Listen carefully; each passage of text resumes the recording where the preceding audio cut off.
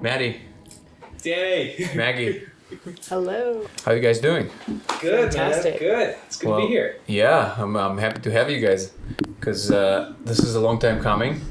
I pretty much got to interview the entire band aside from you I know. until this point. Angels.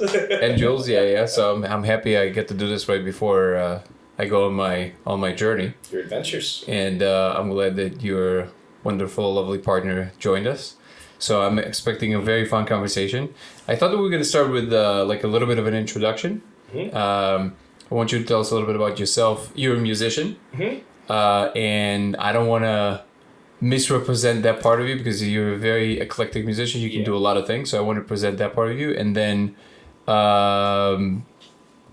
let's talk about that, and then I'll hear a little bit from you, Maggie, and then we'll talk also about the business developments and things like that. So we'll like section that. Perfect. So let's hear. Yeah. So I'm a lifelong musician. I started gigging when I was 13, 14, somewhere in there. Went to music school. I've been a music teacher, concert band director. About 10 years ago, I moved out to LA to really focus more on performing. But I've been a private music teacher this whole time. And it's been a wonderful adventure. But, quarantine changed everything, right? For like a year and a half, we couldn't gig. There were no performances. So I had to do something with my time. I was going nuts, just not performing. It was great living at the Skipper Room, and we had the studio there. We may have done some under-the-radar concerts at the time, but man, I had to do something with my time, my energy, and I've been making hot sauce my whole life. I'm as much in love with food as I am with music and with philosophy, comedy, conversation. I'm a creature of habit and passion, and so we'll just get right to it. During quarantine, my friends have always said, dude, you're hot sauce, you should be selling this. And I was like, I don't want to turn it into work. And now, this is my new baby, Matty's Hot Sauce. We just launched on Black Friday. We have mattyshotsauce.com up and running. And it's really been interesting considering my identity of, I'm a musician. It's like, well, you can also do other things. But it depends, have you put in the time? You put in the hours? Have you able to communicate it? Are you good enough at it to make it your livelihood? And so far, with some wonderful help, I'd say absolutely.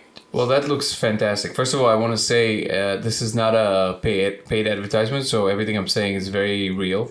This is actually my favorite hot sauce. Nice. Like straight up. And it's amazing to see it with a label and ready to go as an actual thing. I think it's going to be a huge success. There's no question that this is. If anybody's looking for the perfect hot sauce, it really accents everything perfectly because it's not too hot, or unless you did one that is already a little hotter now at this point. We will make a burner sauce at some point just for all the pepperheads, but the whole idea is that, as my dad says, food shouldn't hurt, right? Yeah. And there's a line you can walk where you get the spice. We'll talk more about the benefits of capsaicin later. But really, I'm just looking for big, bold, beautiful flavors. The cilantro, the Indian sauce, and the capers. Have I tried the Indian sauce? I don't think so. This looks new. It's a tweaked recipe, so Okay. we'll bust them open in a little bit. I'm excited. Give it a try. But yeah, so it's been really funny, transitioning from doing music full-time professionally as an entrepreneur, as an artist, to now stepping into the condiment space. And first time I heard that term, it made me laugh, but I'm like, no, actually, hot sauce is a $1.5 billion a year industry just in the U.S. So, that's crazy. Yeah, so it's for me more finding a way to take the things I'm passionate about and the things I love, and how do you turn that into your daily habits? How do you turn that into a career? How do you bring your offering to the people? And so it's been a really interesting transition, and you mentioned the labels. Guess who designed those?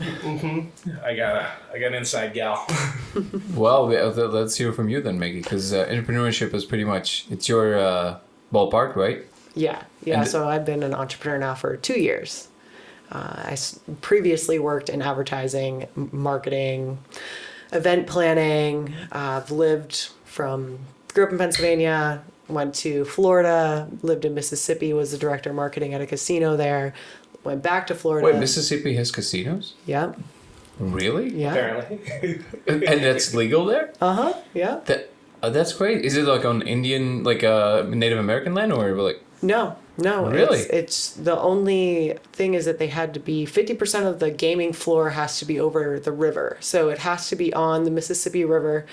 They had riverboat casinos, and they Right. still have riverboat casinos. But the one I worked at was actually on a barge, and you had to have so much of your space, on the river. And yeah, it's That's legal. actually fascinating. I didn't realize that it can be on any body of water. I thought it had to be like the ocean or like international waters. But just like Right. any body of water counts. Like if you have a lake, you can just like place a casino in the middle of it. I'm sure it has to do with the state regulations. Got yeah. it. Okay. Yeah. But they do have casinos. That's in amazing. Mississippi. Okay, so you also used to be, you said manager for the casino, or? I was the director of marketing, yeah. That's incredible. And then what made you shift to basically work for yourself 2 years ago?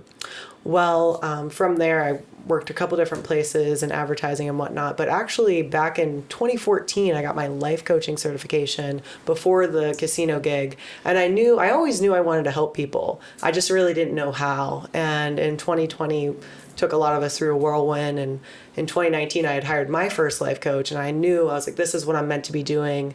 But I just wasn't ready to pull the trigger yet. And in 2020, I was just kind of pushed there in many different ways where I was like, you know what? I'm taking this leap of faith. What do I got to lose? And about 2 or 3 months into becoming a coach, and I had clients when I quit my job, the idea came to me to create the Awoke App community. I didn't have the name for it at the time, but basically wanting to bring together people who want to make the world a better place. And I wanted to help the people that want to help the people. So you basically help train life coaches? Is that what it is, or? No, not quite. So the community itself is just like a space for spiritual people and people into spiritual and personal development to come together, to connect, to support each other.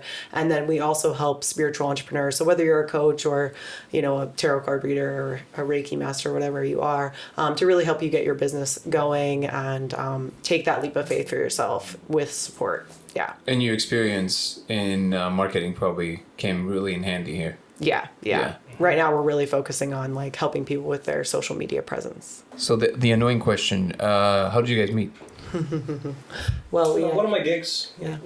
Yeah. Oh, just saw you perform? Yeah, I was playing with this thing called Vomo or Voga. Back in the day. Goddamn musician's life. I know. Never done online dating. It's a mix between like music and personal development kind of thing. It was like this workshop we met at. And Oh, amazing. Yeah. And we happened to meet. I invited her to my birthday party. And, we're both from the East Coast. I'm from Boston. She's from Pennsylvania. And so I told everybody starts at 5. And she thought she was going to be like fashionably late at like 5:30, somewhere around there. She was the first one there for like a half an hour. Oh, wow. And Yeah. we hit LA. it off. Yeah, it was great. really awkward. Well, it worked out. It was awesome. Yeah. Yeah. So what do you guys are taking like a pretty big, you're making a pretty big change now. You're going to move to Florida. You're actually going to start officially the business. Because I know you've been working on this business for how long now? Well, in 2020, I was still just cooking, I started doing like 2, 3, 4, 6 gallon batches, which I think I made my first sauce when I was like 11 or 12. So that's something, I want to backtrack. I want to Sure. go back just for a second. So like, how do you even, first of all, what gave you the idea for the hot sauce? Because was it like 1.7 billion industry and then you were hooked, or there was like a different trajectory here? Like, No, actually, it's the same thing with the music. It's like I feel like I have a disease where I have to play. Like I'm always tapping and humming and singing and cooking. I mean, that's like just the stuff that I love to do. I think, and my parents loved to cook too. I was really lucky. I was raised around the stove. I had a little thing I'd stand on at the grill so I could get up to it when I was little. So I had a lot of good support from my folks to really become passionate, and they encouraged my cooking from an early age. So it's just kind of a language that, my family speaks, which I'm very grateful for. And I remember I loved hot stuff. It was just, from the time I was a kid, I'd be putting like Tabasco on my fries. My parents were like, oh, no. And I'm like, yes. And so I'm like, for most hot sauces, what they call big sauce, what are the ingredients? wait, what do they call it? Big sauce? Big sauce. So Who calls it that? pepperheads. Okay. So my hot sauce making friends and I, because now I'm developing this community, working with other people. Shout out to Dr. Sean McCoy at AHA Foods. He's really taken me under his wing. I looked at a bottle of Tabasco when I was a kid, and it's like vinegar, hot peppers, and salt. They use some preservatives and colors and things in most of the big sauces. But I was like, I can make that. We have vinegar, we have peppers, and I just cooked it up. I just remember it had its own flavor. I was really excited about that. So since I was a kid, I've always been making my own. Whatever sauces don't exist, I want to bring them to life. I also love to make soups, and anybody who knows me or has had my cooking knows you start with an absurd amount of garlic and onions, a little olive oil, and then you make food, right? Whatever that wants to be. So these sauces are that too. I think I used 5 pounds of garlic in a 6-gallon batch for the Indian sauce. Oh, wow. Yeah, so I want these big, bold, robust flavors, and they all go in a different direction. But I looked at what's out there, and I wanted to make something that didn't exist yet. So in 2020, when we couldn't gig, and Oscar Blugarine, shout out to Oscar, he was like, dude, you should be selling this. I'm like, yeah, okay.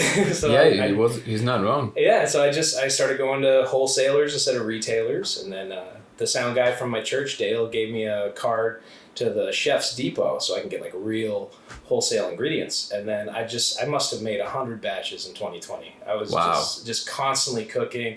Even if it was a little one, I was just trying different flavor profiles and really just taking my favorite flavors and tapestries of flavor from the foods I love and how can I make that a sauce? How do you go from that to making something commercial? Like, you actually have to have a factory? Do you have to You do it with a co-packer, and that's Dr. Sean McCoy for Foods. He's their director of operations, and they have an industrial, like a wood chipper, that can do 40 pounds of onions in a minute. Oh, wow. So instead of me, it's so funny. She'll leave the house when I'm cooking the small batches, I'm doing the test batches, because it's, 2 pounds of habaneros and God, so many pounds of onions, and I put on the PPE. I put on glasses and gloves and the mask, and it's brutal in there. You gotta suffer for your art. So you can make it on a small scale, but then the chemistry is different. Your sourcing ingredients becomes different. So that's part of why we're moving to Florida, is because it's. Wait, sorry, I lost you for a second. Yeah. The chemistry is different where when you're doing it industrial, you mean? So 6-gallon batch. Yeah. 40-gallon batch. 200-gallon batch. Even the aromatics are going to evaporate at different rates because there's so much water in the onions, interesting. Water in the garlic. So literally it changes the flavor just by the sheer amount of whatever, like onions or... Yep. Interesting. Because you're cooking everything together. Exactly. I never thought about that. Oh, it's huge. And there's a whole chemistry component that you have to combine with your artistry. So it's never going to be the same sauce. But especially with a 200-gallon batch, if you're getting, this ingredient versus that ingredient, even if it's a 3% price differential, that can be thousands of dollars at the end of the year. So then how do you take the flavors you love, but make it on a large commercial scale? And so that's where your co-packer, the commercial kitchen, comes in. And I've been very lucky that my cousin hooked me up with Sean McCoy. So in 2020, he just got us on the phone together. We became friends, and I've been picking his brain. He's a master. I mean, he's not only a chef and a business guy, but he's also a food scientist. So he knows how to take somebody's imagination and then bring it to market. He was telling me somebody approached him who was like, oh, my grandmother's tomato sauce. You get this recipe. I want to make this. And so if you have the veal and the sausage and everything, and you were going to make on a commercial scale what his grandma makes for Sunday dinner, it's $35 for a 24-ounce bottle. Wow. Yeah, so you can't do it. That's why it's grandma's sauce, right? Yeah. So they call that value engineering. We don't make it cheaper. We value engineer it, right? And so I've taken myself back to school to learn how to... I guess until you get into a place where it really becomes enormous and commercial, and then you can probably make it a little cheaper just by cutting costs, but just optimizing the process basically. But exactly. that takes a while. Yep. And these have all been tested. They have a 5-year safety shelf life certification. They have a pH of about 3.6, 3.7. So they're vinegar sauces. You could actually clean the counter with it if you wanted to. So they'll last for 5 years, they say. They never last that long. But yeah, just trying to take my dream, my vision, then what do I need to know about small business? What do I need to know about food safety and preparation, the chemistry behind all that? That's why I really started doing this in 2020. And early 2023, when we moved to Florida, we're going to really take it to the the masses. I'm very, very excited about this. Seriously. It's Thanks, man. This is so exciting. Yeah. So what is when I want to hear a little bit from you, Maggie, when you switched to working for yourself, right, and helping people, basically got more into the life coaching space. as far as I know, and you can correct me if I'm wrong, but I know that about 2 years ago, that space started becoming a little bit saturated. So how do you, as a newcomer, how did you differentiate yourself? How did you actually make sure that you actually stand out? That's a really good observation, and that's one of the inspirations for Awoke. Because when I came into the coaching space, I saw all these different coaches who were so amazing, and everybody, talks about a lot of the same things, right? Because in the end, we're all helping people come back to the truth of who they are, right? Mm-hmm. And let go of the limiting beliefs and the BS, right? Mm-hmm. Holding us back. So at first, that was really like that imposter syndrome of like, who am I? But I'm thankful for the divine download that came through from, Spirit, that everybody has your own unique frequency. Everyone has your own unique as an essence and resonance, right? So you and I could be talking about the same thing, but some people are going to resonate with the way you say it, and some are going to resonate with the way I say it. So that was like what birthed like Awoke wanting to come into life, is like I wanted to create a space where everyone can be their unique self and put themselves out there, and the people that are meant to find you will find you if you share your voice. So I mean, it certainly has not been easy. Where I'm at now on my journey is I've connected with a business owner, and I have been coaching him now for going on 3 years. And I now coach his entire team and help them to keep their mind in the right space and move them forward. So I really stepped into that space while bringing the community about from there. And yeah.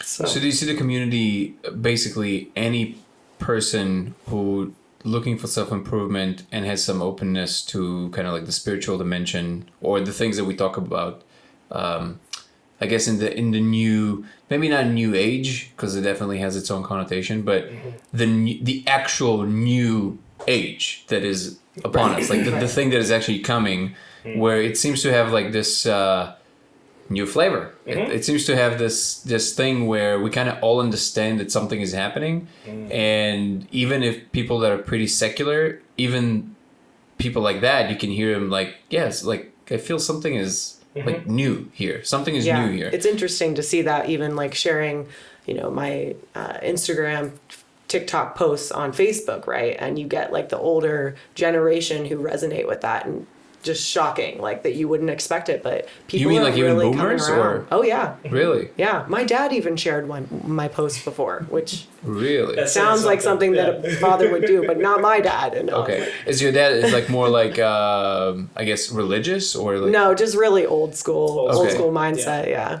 Okay. Because I know it's interesting, because I know, well, Matty, I know that you have more of a religious background, right? You're a Christian, right? Well, I'd say spiritually secular. Okay. Although I've played in churches, I've played music. I have so many friends who celebrate Judaism. I was raised as a Unitarian Universalist, which is a fascinating way of looking at it, because I went to Sunday school too for a number of years, but we read the Bible, the Torah, the Quran, creation stories, like good, epic poems, things like that, where there's a type of thread that you can pull from any ancient text where these stories are being retold for a reason. And so I don't particularly identify specifically with any one religion, but I think that every religion I've studied to whatever degree, there's something valuable in there. There's a way to have, I think of it like a spiritually secular connection. Okay. So I actually didn't understand that about you, so I'm glad I asked. Yeah. So it's more along the lines of whatever seems to work, and open to pretty much anything that seems to bring value. You're giving me goosebumps, right? This is how I think of it.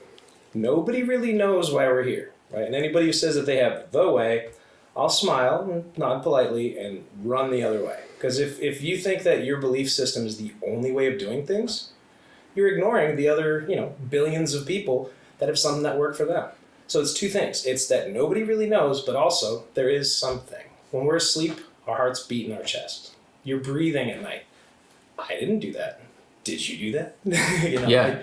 Even just like one of the best things I ever did was get a puppy. I got little puppy Zeus about a week before or somewhere around when we started dating. The week we first started dating. So it's like, we have a little fur baby, and he was this big, and now watching him grow, and he has his own little personality, and like, how does he perceive the world? Because he's actually almost blind. He's very visually impaired. Oh, really? Yeah, so working with a neurodivergent dog is like fascinating. But I always tell myself, like, that's the way God made him. So, when you throw the ball, it lands and then he goes and gets it. And it's like, that's how he sees the world, right? Interesting. So I try and look at the creatures around me and the dreams that I have and my teachers, my elders, to really try and understand what is the point? What is the meaning? What is the takeaway of something deeper?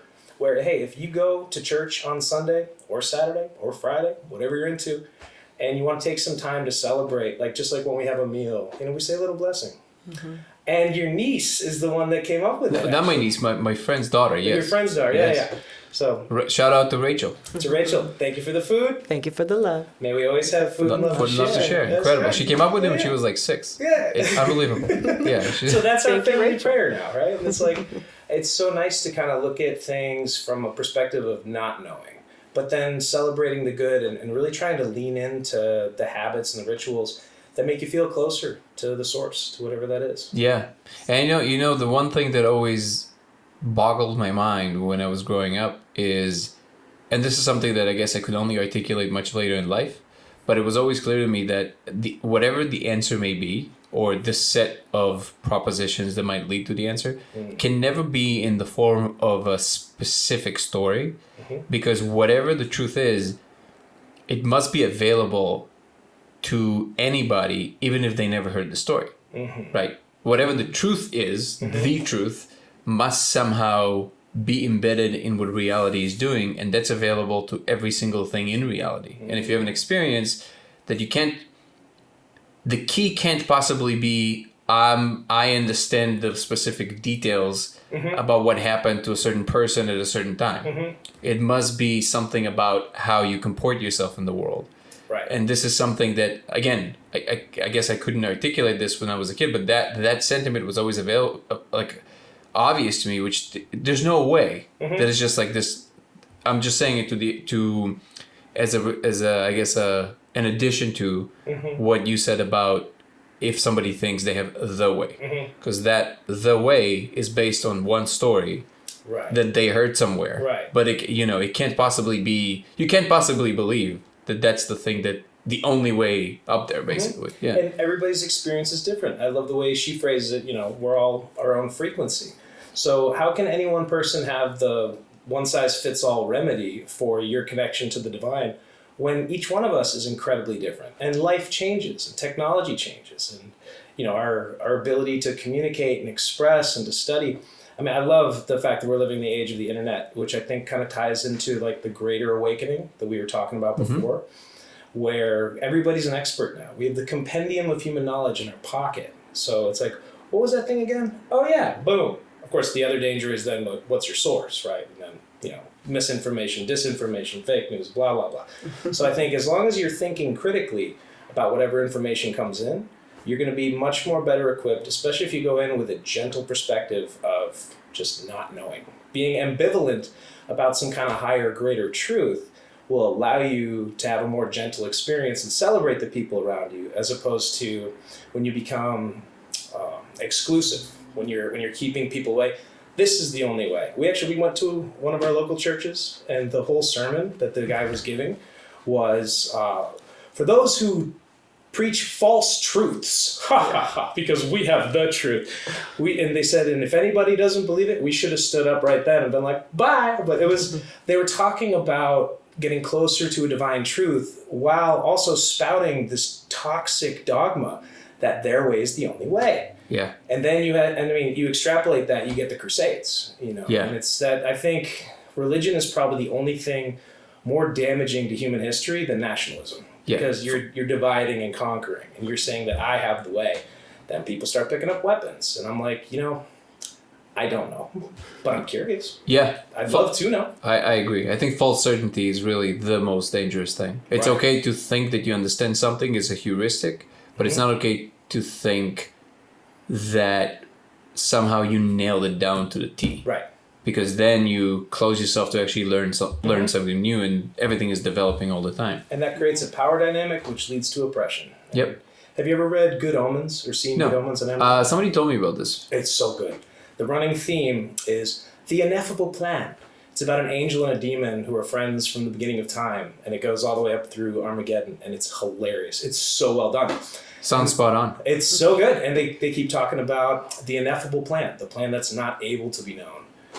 I don't want to know everything. If there is a divine truth that you knew, your head would explode. Yeah. Right? And you'd be less human by being that much closer to the divine, on some way, like metaphorically. So yeah, I just think, I love good stories. I have as much affinity for fictional characters as I do for Moses or for Jesus or for Allah, for Muhammad. I think I've learned a lot about myself by, studying Anthony Bourdain or, Iron Man. Like there's a way of finding what would I do in that situation. And these are the great stories, the stories we keep telling. So actually, it's interesting you say that, because so there was something that I wanted to say about the frequency thing, and I wanted to kind of dive into that. But before I do, it's interesting because you brought up the story thing. Mm-hmm. I just interviewed. Did you get to see my conversation with Charles Eisenstein? Not yet. So I would highly recommend to watch that conversation, just because it's probably one of the best episodes I've ever done. So Charles is a known writer, and his big thing is he talks about stories, but he talks about them in a way that makes it clear that the story itself, the hypothesis is that the story itself is actually creating the narrative that dictates even physical reality.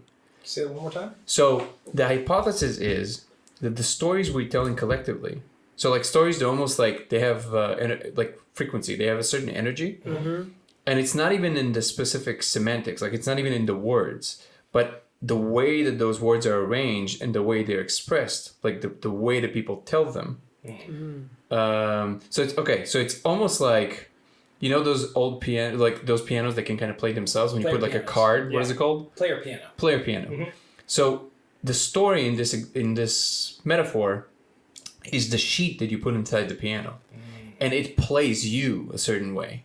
So basically, when you express that particular story, it has a certain arrangement of things that plays a very particular music through you. So it has like an energy thing. And then the more that story is being perpetuated, it downloads itself into other people's minds, and they play that story. They tell that story.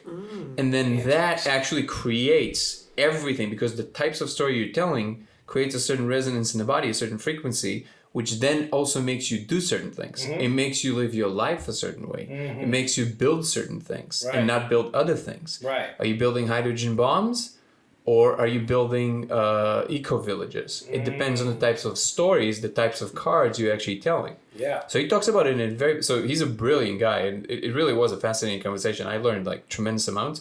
I would recommend to check him out in general. But the reason it made me think of that is because what he's saying is that now, one of the things that we're experiencing is that we're actually in between stories. So we're letting go of the older stories, and we haven't quite figured out how to tell this new story yet. We're telling a new one. The age of Aquarius. Exactly. Yeah. And I'm Aquarius. So and it made me immediately think of that, because that's the weird like pressure feeling we're feeling, because we're like we need a story to tell us how to play, and we don't have one. I mean, we have the old ones, which we're kind of still holding on to a little bit, and obviously it's, when I'm saying we, like we're a lot of people, so it's like collectively it's like exactly. Yeah. But then the new story is trying to emerge, and we have to let it, so we're kind of like co-creators with it. So and it actually ties us perfectly to like the frequency thing, because so I want to throw a thought at you, and then you tell me what you think of it. I have a friend who recently started having these experiences in the last 2 years. Funny. So he started feeling these almost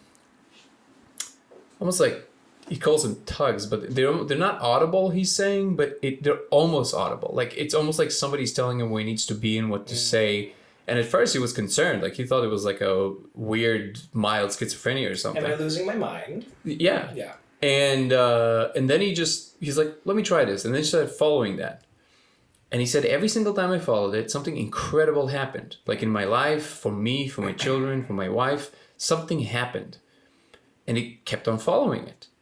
And it's a very long story, but the gist of it is that he then started kind of like exploring the spiritual dimension that he was never really exploring that much.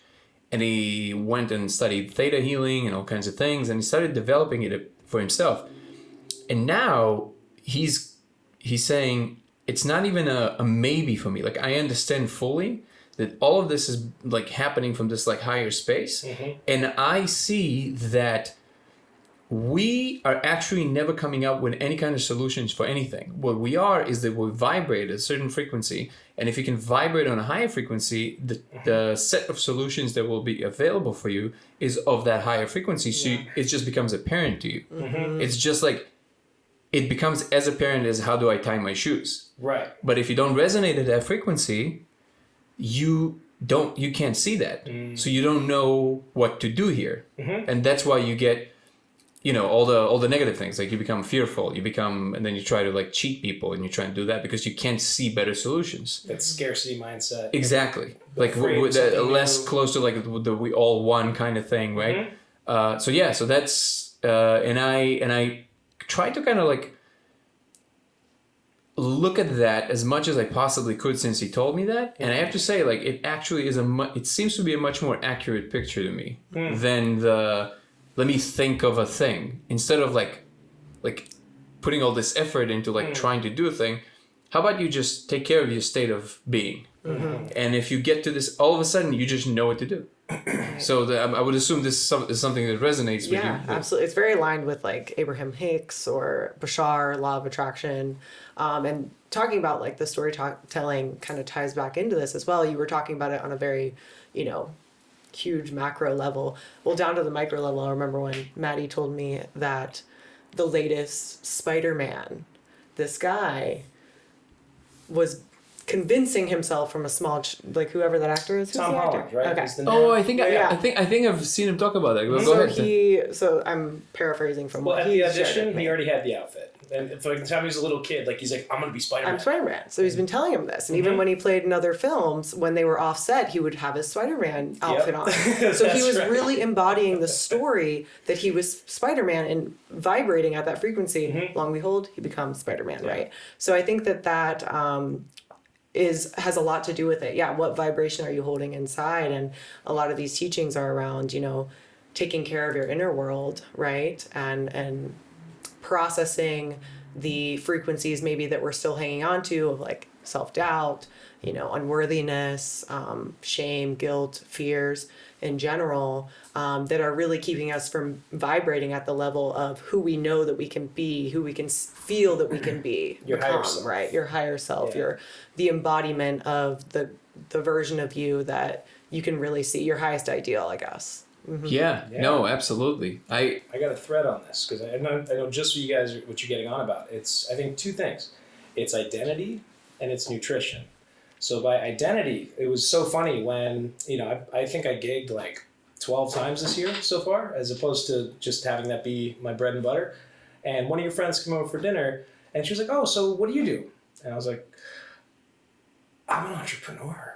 Like, I heard the words leave my mouth. I've always been, I'm a musician, I'm an educator, I'm a, you know, a whatever, and a performer. And it was like, no, I'm an entrepreneur. I'm a saucier. I had to explain it for the first time. And like, I paused in that moment. I was like, I'm an entrepreneur. I'm a saucier. Like, it just lit me up because I was like, although I was already doing the thing, there's a reluctance in our identity, like you say, imposter syndrome or self-doubt or this or that. You know, oh, I don't go to the gym. I'm not fit. I don't read. I'm not a reader. You're not going to pick up a book, right? But like Aristotle said, we are what we do repeatedly. And I've been telling my students this for years, that if you run, you become a runner. If you cook, you become a cook. You know, if you watch TV, you become a couch potato. And it's whatever you're doing with your time and your energy. So as soon as you allow, just like you were saying before, something about being open to the new experience, that's a choice you get to make. Is to your friend who was having the visions, basically channeling, right?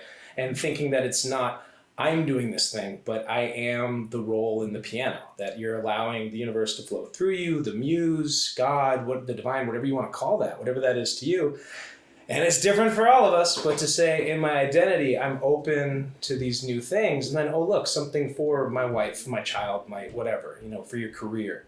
So that's the identity part of it, is being open to channeling, but also saying, I'm a this now. Like 2 years ago, I'm a podcaster now. It's like, you're doing great. This is awesome. But you had to see yourself that way first. You had to get the lights and the cameras and the microphone. And I mean, you probably already had that. But, to say, okay, this is Dan Go. This is like, I'm going to bring this offering to the world. You saw yourself in that way first. You are an entrepreneur and a life coach and all the other amazing things you do. I am a saucier now. I had to take a moment to say, I am. So that's the identity part of it. The other thing, as you say, to keep your mental state, whatever, that's your nutrition. And it's not just what you eat and what you drink. Who do you surround yourself with? What are you reading about? What do you watch on YouTube?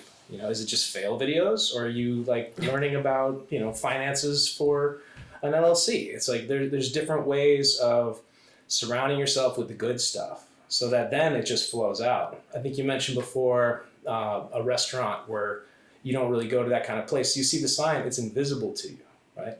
You have to make the choice to say, I eat Thai food. And then you say, oh, Thai food. I wonder how their Tom Kha Gai is, and then surround yourself with the Gestalt nutrition so that it more effortlessly flows through you, as opposed to saying, I need to come up with a gizmo or something. It's like, well, study all the gizmos there are.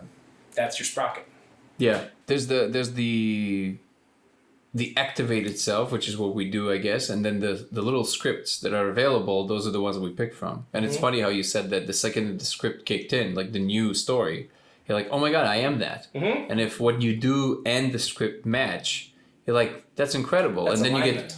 you get, that's the alignment. Yeah. Because that's the story that is trying to tell itself through you, essentially. Exactly. Yeah. And it's funny because one of the first official guests that I had on the podcast was Jeremy Jackson. Shout out to Jeremy, who's a mutual friend. And he told me in that interview how, since a young age, he knew that he's going to have all this attention. He knew that he's going to become that. Mm-hmm. And just like with the Spider-Man right? story. He was like a child star. Yeah. All that, yeah. And then it's he's the kid from Baywatch, and just like the Spider-Man story, it's like he just knew that. I now have conversations with people from all over the world that are discovering this in different ways. I'm in this conversation with this researcher from Australia, and she. Also in the last year, she's like discovering how all these things all of a sudden unfold. And literally yesterday we had a conversation about how the manifestation power just went up like 100-fold in the last specifically month and a half. It's like it went insane. And at this point, she's like testing it. She's like, okay, the next week I'm gonna see a red hand, just like, and then sure enough, she goes on a hike. 4 days later. I'll show you the picture after we're done with the podcast. She sees this like little carved thing in the stone with like this giant, and there's like this red hand right in front of her. Wow. And then they were like laughing about it with her trainer actually, and they were watching dolphins, and they were like, okay, just try something. I know for a fact this is real because there's like you can kind of absorb a lot by people by how they talk.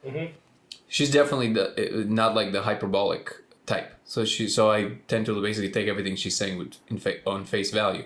So she's like, well, just try it out. And then she said, well, I really want to see a dolphin jump. And she finishes the sentence. One of the dolphins just goes like crazy. And she's like up in the air. She's like that. This is crazy. So this morning she sent me another picture of like, we were talking about yesterday about a rooster and like the symbolism of a rooster. And then she's like, we finished the conversation. I go on Instagram. And the first thing that comes up is this like thing with like. So yes, our phone's actually listening to us. So this is like maybe slightly less impressive, but it seems like it's ramping up. Like whatever this is, that is the manifesting thing, seems to be ramping up. And I think it's like my guess, I guess my wildest guess would be that whatever this thing is, up until now, we were talking about it in terms of like pretty esoteric things, like spirituality, things that. Yes, we like to adopt them because they make us feel a certain way, but my sense is that most people still look at it with a grain of salt. They kind of like, okay, maybe it's kind of interesting, the law of attraction, whatever. But I feel like most people don't really take it as like, I went to the mechanic. Like they don't look at it that concretely, right? Mm-hmm. But it seems like whatever this thing is, it's ramping up the function. So we start seeing slowly, gently, no, this is actually happening. Like this is real. You can actually create your own reality. And look, you think of red hand, it appears. You think of this, it appears. How many times does this need to happen before you go, wait a second, I can get whatever I want? So I really feel like we're in the stage where like it's about to, the secret, the lid is about to fly off this thing. Right. And we're about to discover... For good and for bad, because whether you're coming from fear or from love, if you're looking for negativity, if you go out on the street on Saturday, you're looking for a fight, you're going to find one. And if you're, looking for the love of your life, well, you might just find them too. Yeah. No, I think that's a really important point, that we have to also be very careful with how we comport ourselves and what kind of emotions and thoughts we entertain. Like you said, the diet thing, which is also the types of scripts you make yourself aware of. Mm-hmm. Because if you're just aware of the negative things, guess what? Same thing. Yeah, if you're surrounded by angry, negative people and you're listening to only black metal and you're watching torture porn, whatever, horror movies, all that, then like that's going to be your world, right? And I mean, I'm not the biggest horror movie fan, but after I watched, like, I think it was 28 Days Later, it's like that zombie movie where the zombies have like a rabies virus, where they're super fast, and like I saw that in like a full theater experience, and for a week I can't do it. It messes with me. But if I'm listening to like Jordan Peterson, Joe Rogan Experience, David Goggins, or even like watching, my favorite is Robin Williams, all the characters that he embodied. I think that's part of why we loved him, why we do love him so much, is he just brought such an authenticity to those characters. I think about like, how would Patch Adams respond in this situation? And you can, for good or for bad, you can bring that into life and let it play through you. Yeah. If you're looking for conflict or you're looking for harmony. How much of that, I 100% second all of that. Want to ask you, Maggie, how much of, because you get to work with people and actually get to listen to all their plights and fears and all of that, how do you approach people who are a little bit more, let's call it resistant, or, they're a little bit more blocked? Or do you feel like the people that come to you, they already have some openness? No, I've experienced definitely like the resistance, the block. I think that the best thing that any coach or anybody in my position can do is just allow people to move at their own pace.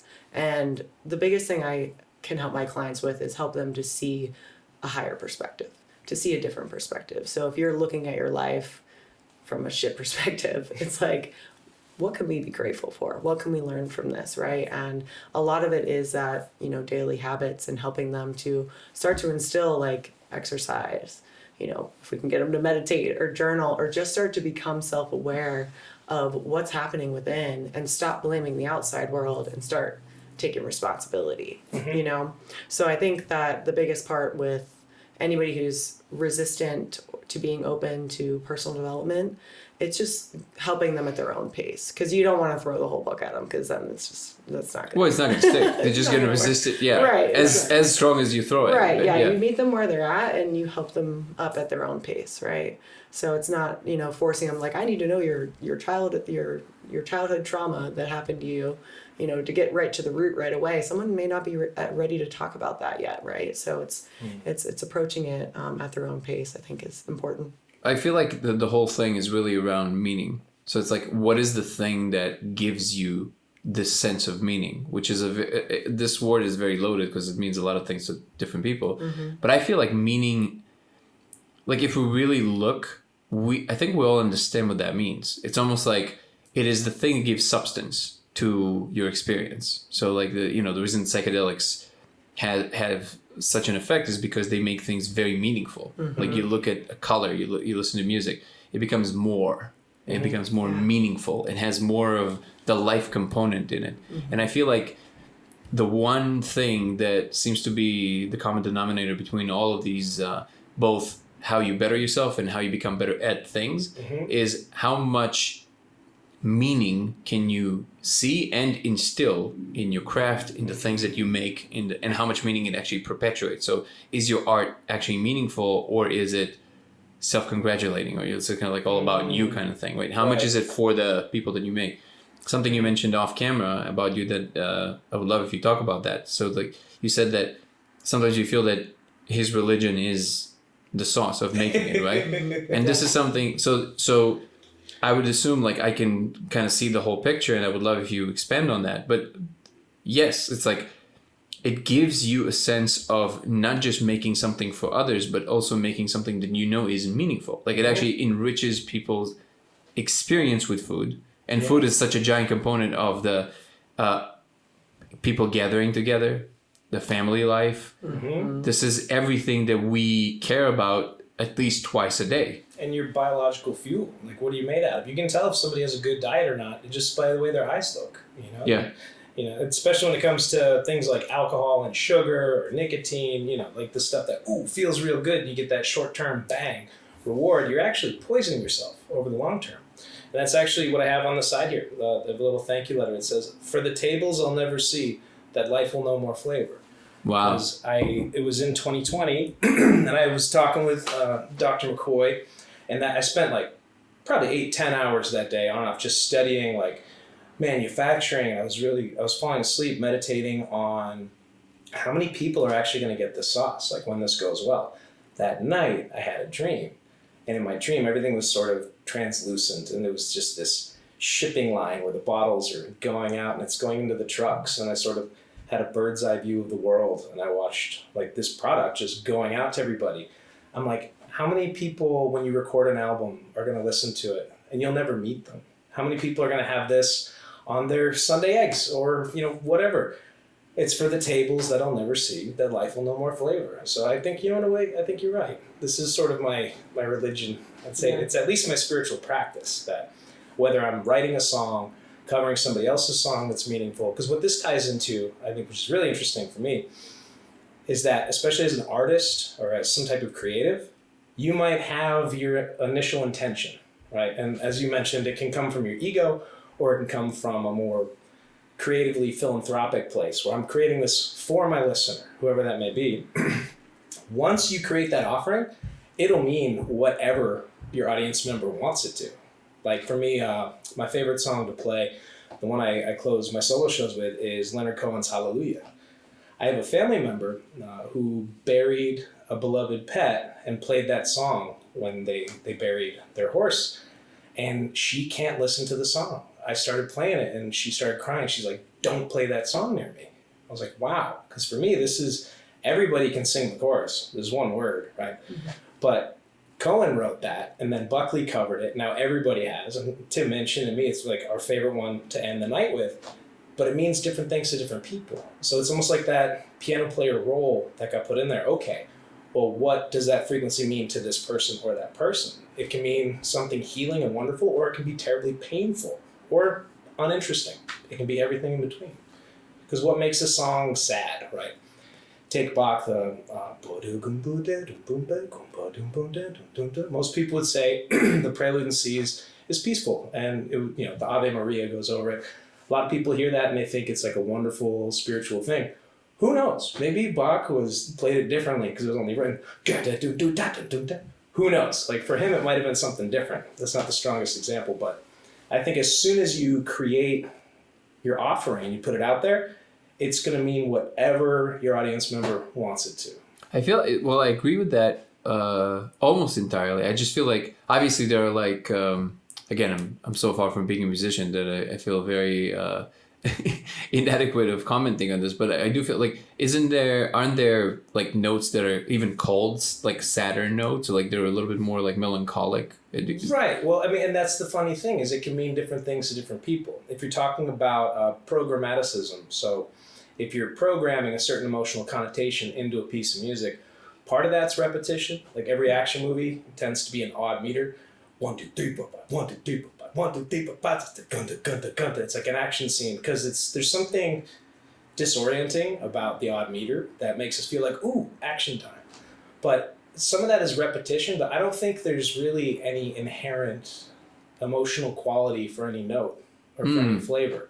It is what we do with it. Interesting. And because it's been repeated culturally so many times, I know as the observer of a Marvel film that when the aliens come and it's gada gada gada da da da da da, I'm being made to feel a certain way. And that's a lot of what composers do, is they find, like she loves to watch, when we're watching YouTube or something, like we're watching Wednesday right now, and she likes to have the subtitles on, and it'll say all these hilarious adjectives like whimsical music playing. And it's for people who can't hear, they're telling you like what emotionality you should have. So it's like, but I feel, so I see what you're saying. You're saying that there are general commonalities, like certain, rhythms or riffs would make you feel a certain way for most people most of the time. But it doesn't mean that it's going to make everybody feel that way, and not all the time. So it really depends on like you're saying, that lady that buried her horse, it carries that meaning now. Right. But so it can be very different for different people. Exactly. But we can still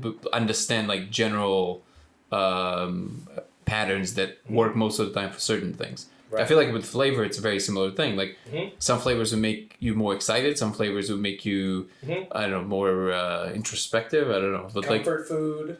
Yeah. Is it rabbit food because you're training? Like what is that? Rabbit food? Yeah, like just eating lettuce and carrots. Yeah. Healthy stuff. That's funny. But I think for hot sauce, we're already in spicy town, right? You're already looking for a little flavor, a little zest. Like it's already a certain type of person who likes spicy foods. Oh, okay. They tend to have a great sense of humor. Like my favorite hot sauce that I just found out about is called Brand New Asshole. Wow. And I was tired. I'm like, that's perfect, because like that's something that my friends would get me as a stocking stuffer. Because like, he'll love this, it'll make him laugh. That's really funny, actually. But then when you hear a power chord on guitar with a distorted amplifier, that's kick ass. Like you're rock and roll already. Very different than like a somber melody on a flute. It's gonna put you in a different mood. Yeah. So I think all instruments and all flavors, they have a wheelhouse that they like to live in, but especially something as complex as like a film or a flavor profile or an album, it can take you all kinds of places. So I think there is some type of inherent commonality, because we're already in spicy town. You already understand what game you're playing. Yeah. 100%. Mm-hmm. But it's been really cool to just experience him in the kitchen, whether he's making hot sauce or anything else, just being really intuitive with what he's going to put in there. Like, you can share the story of him making the caper sauce. He went into the grocery store and found a big can of capers, and it downloaded in this. I thought you were going to say he went into a trance 10 minutes and well, then came back. I know caper sauce. Yeah, well, he saw the caper sauce and immediately had a recipe unfold for him, through the grocery store, touching the fruits and the vegetables. It was a quart of capers, because usually they're in a little 3.5 ounce thing. It's, it's a prohibitively expensive ingredient. But I was at a wholesaler and I was like, oh, I can buy a quart of these? Perfect. I can make a caper sauce now. And the sauce is actually called Papa's Capers, because that was my grandfather's favorite morning flavor. And he had lots of adventures. So. Oh, wow. Yeah. Mm-hmm. So one other thing I wanted to touch on was you've acquired all these crafts, right? So like a yoga teacher, you have your real estate license. Event planner. Forgot that. How much of that do you feel? Well, obviously, any experience contributes to your ability to communicate with people about like the particular issues that they find in their own lives. But what do you feel is the thing that kind of drives you more than anything else? Like if you could just right now, not worry about money at all, would it just be this space of like helping people? What actually makes your heart sing? That's a great question. Because there's so many different dynamics to what I do, even just from like the tech side, the back end side of, creating even these labels, right? Oh yeah, you designed the labels, right? Right. Yeah. Not the logo, but the other aspects of it. Yeah, she drew up the website in like an hour. Right, like how long would it take me? doing email funnels and things like that, and those type of things really drive me. I have like 5 planets in Capricorn, so I love like. I love that that's as a tech person, and you're like, oh, okay, that explains it. Thank you. Yes. I'm very much. I like to work. Can't code tonight. Mercury's in retrograde. It's gonna make everything break. Tomorrow. Actually. Oh, okay. Tomorrow it goes into retrograde. It really does. It's fine. It happens many times throughout the year. But yeah, so I think that I think the essence of what I'm here to do on Earth is to help people and bring people together. I don't know if you know anything about human design. Do you know anything about human design? You mean like a human? You talking about genetically or? No, it's similar. Like, what are we talking about here? It's similar to astrology in a way, but Okay. In human design, everyone has their own profile and their own type, right? I forget exactly who developed this, but there's 5 different types. There's multiple different profiles. I'm what they call a generator. Maddie's a manifesting generator. And so we have a lot of energy, but really the profile line is I'm a 4-6, which represents being a role model and a networker. And in my human design, I have a gate that's for community. So basically, also proving that this is what I'm here to do, which is bring people together, to be a role model in some way, and to really connect with people and help them. So you believe we have a template, even though like we have a free choice to go in any direction that we believe, we do have some kind of a base template to all of us? Yeah. I believe if you look at your astrology chart, tools like astrology, tools like human design, I refer to them as tools because of course like there's a negative and positive aspect to all things, right? We have that inherent choice, but do we have a blueprint? Did our soul choose, to be born on a certain day, so that way you have a specific chart, because you pull the same information as you do for a natal chart in astrology as you do for human design, so that you have certain qualities. So there's certain energies that are more amplified within you that are going to pull you to be a certain way. Yes, like I believe that, and I believe we can use those tools like astrology, for instance, like knowing that Mercury's going into retrograde. Well, if Mercury was retrograding when you were born, this energy is actually not too bad for you. Right? Versus it's like other kryptonite people. For Superman. It's bad for him because versus other people, yeah, it's when any planet goes into retrograde, it's a time to like review and reevaluate, because it's starting to kind of spin in the other direction. So that's interesting. So you don't see those things as heuristics. You see them as like fundamentally true. Like that's actually what's going on, right? Mm-hmm. So that's interesting, because I find like more and more people being open to these ideas, and I got exposed to a few things in the last few years that kind of made me pause and rethink certain things, because I came at the world at a much more kind of like a very cold scientific perspective. Mm-hmm. But I'm noticing more and more things that, again, make me question certain things. But do you feel that? So one of the things that fascinates me is how we express that to each other, right? So for example, Charles, the guy that I was telling you about, he utilizes a lot of the, again, maybe not new agey, but like a lot of this kind of rhetoric, but in a way that takes into account that not everybody might be in on the lingo, even on the idea behind it. Mm-hmm. But and this is not a dig at you, this is like an observation, and I'm fascinated by it. You basically, you saying it just as matter of fact. So what do you say to a person that comes to you, let's say, and you say that, and then they say, well, I don't believe in that. Is this something that you feel that, like, are you testing the waters with them first before you say that, or you feel unapologetic about it, so you just like say it because you feel like it's actually what's going on? I mean, I think that everyone has the right to believe whatever they want to believe. I'm not really No, not in that sense. In the sense that if somebody comes to you for help, right? Okay. So now you have this responsibility of actually trying to speak, like you said, meet them where they are. Mm-hmm. So do you usually tell them that, like out the gate, or do you usually reserve that for if you see that this is their language, this is their repertoire of way of understanding things? I'm gonna speak their language, if you will, right? I do bring up some astrological aspects with my clients, but I don't expect them to necessarily understand it all, other than I'll explain to them like what that energy potentially can bring forth for us. But it's going to be based on everyone's own individual chart, right? Okay, so basically you find it helpful, and you find it actually that it does speak volumes about how you can actually find your way, basically.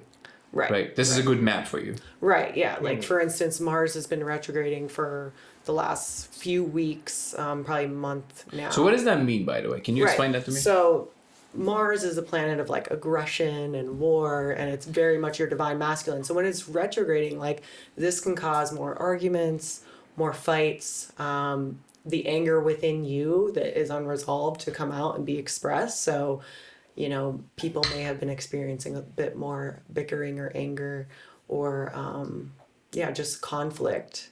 So then if you know that, you're basically just being more cautious and like careful around these areas where you know they might... Gee, babe, do you know any skeptics? How do you deal with them? Yeah, because I'll be like, this is just the energy right now, babe.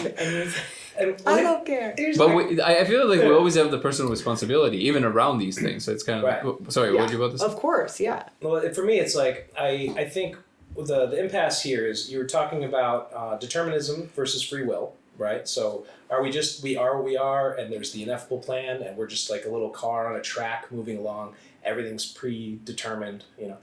Or is it that we have some type of blueprint, and then we become like the pinball, just bouncing off of whatever, but we might lean this way or that way.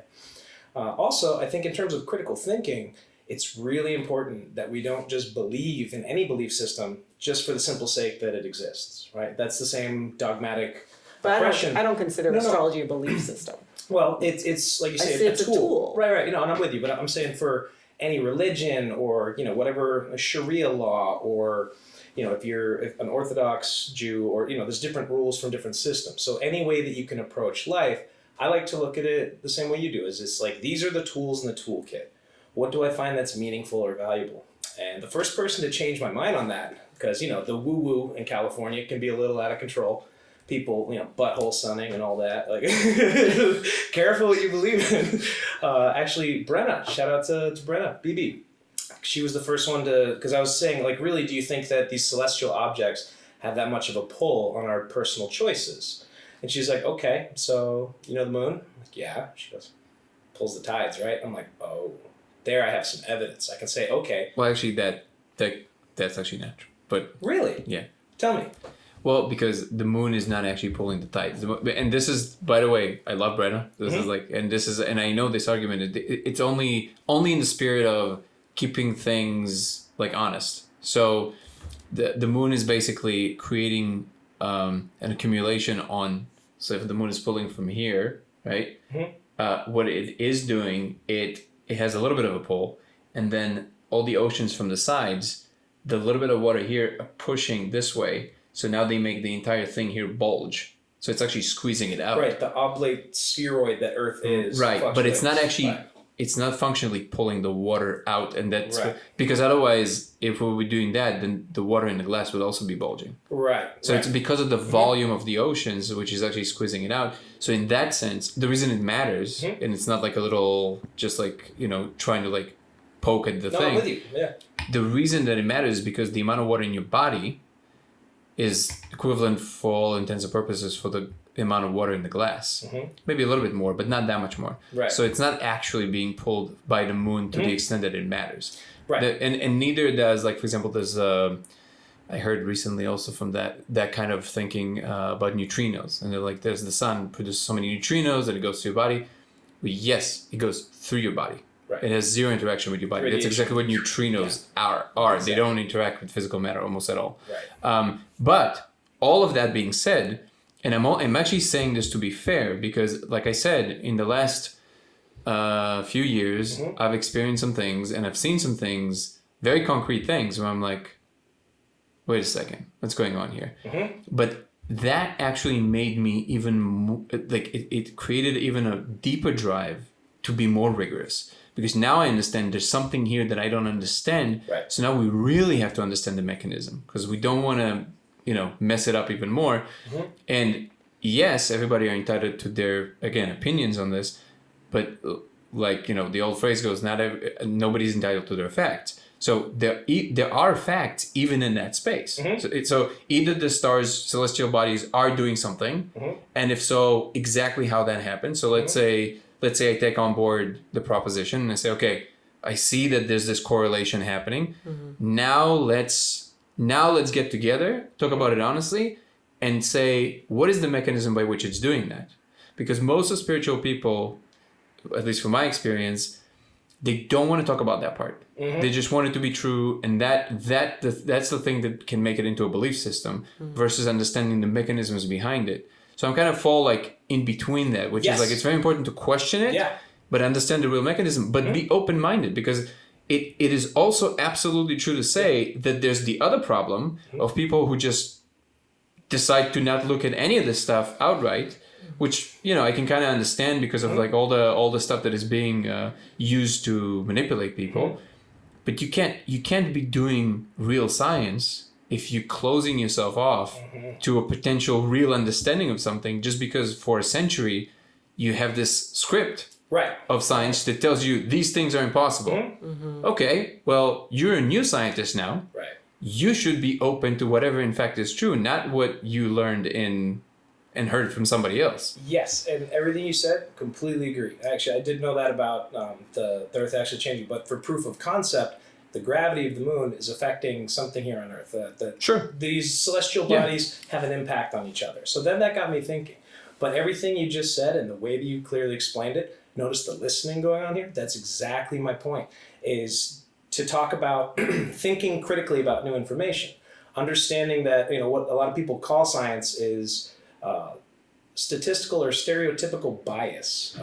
Post hoc, ergo propter hoc. After this, therefore, because of this. So you're saying, oh, I have some correlation of evidence that I'm going to choose to base my behavior and my belief system on because it suits my narrative. It suits my worldview. That's very dangerous, because then you're believing in something that you don't yet have evidence for, right? And I'm a big fan of like, okay, let's think critically about the evidence that we have, because in order for it to be truly observing the scientific method in its purest form, you understand that facts change. You know, until Galileo, we were heliocentric, or no, we were Earth-centric, right? We thought everything went around us. Oh wait, now we are heliocentric. We go around the sun. And that's just our one tiny little piece. And we're not even talking about dark matter or the quantum realm or your dream realm. There's so many things that we don't understand, you know? Right. But to be open to new information and then make an observation with some gentleness, some patience, and some love, and go, maybe, because also truths can be parallel. Two people can be right about a thing and have conflict. Because they have a different script about it. Yeah. So the facts maybe don't change, but the narrative around it does. And it can be your truth, like Neil deGrasse Tyson says, there's a personal truth, a political truth, and an empirical truth. So empirical truths are things that we have evidence for. Personal truth is something that you choose to believe, and a political truth is something that's explained so many times, you might as well call it a truth. But the only thing could be wrong. The only thing I would add to that is that, about what Neil deGrasse Tyson said, is that even empirical truth goes through an evolution when the picture we paint around it is more complete. So like when we went from Newton to Einstein, the facts were the same. But now we understood that actually, just by thinking of space-time as a thing that actually bucks and weaves and that has dynamic and geometry, it changed the entire perspective of what in fact is possible, and certain things changed entirely. Right. Simply because Newton never included any explanation of why gravity happens. It just describes, it's descriptive, right? But Einstein came along and basically gave at least a plausible reason as to why that actually happens. And I think the narratives of why are they almost feel like they're the completing bow on the current paradigm. And when we get to that point, then we now automatically start building on top of it. Right. Like we're looking for the next big thing that will expand our horizon even more. Right. And that's the actual scientific method of empirical understanding, is that this is the data we have for now. The data are, and we can draw conclusions from that. That might change with a new instrument. You can observe things differently, and then you can draw new conclusions. So that's why I think it's really important for people to be flexible, and whether it is human design or astrology or, you know, pick whatever tools you have in the toolkit. If we're open to it as a way of observing reality, I think then we get a little closer to actual divinity, to love and trust and cooperation, like all the things that make you feel good, all the things that actually work over time. Because to speak to what you were saying before about this new awakening, this newest form of the Renaissance, whatever that is that we're going through, we have the internet now. It's amazing. We are connected on a global scale. So even if the data we have are changing, to be open to it in a way where we're not fighting each other, because the old paradigms tend to be oppressive. We have the one way. They serve their purpose. For instance, the 10 Commandments, great ideas, really good ideas. It's a way of controlling a society to some degree. Thou shalt not rape is not on the 10 Commandments. You know what I mean? Like, it's an insufficient list. Whatever list we have, we should continue with those things in a place where we actually understand each other, and let alone the number of languages that people speak. Or what's it like to be a female? What's it like to be a male? What's it like to be in between?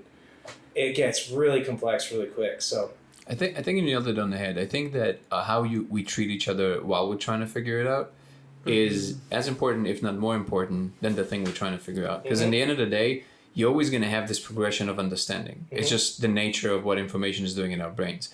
But I think the true process that we're going through is how we're doing that. Are we doing that while also, ignoring an entire part of the population that basically suffered tremendously so we can have our iPhones? Or, and this is a clip I just saw on Joe Rogan today.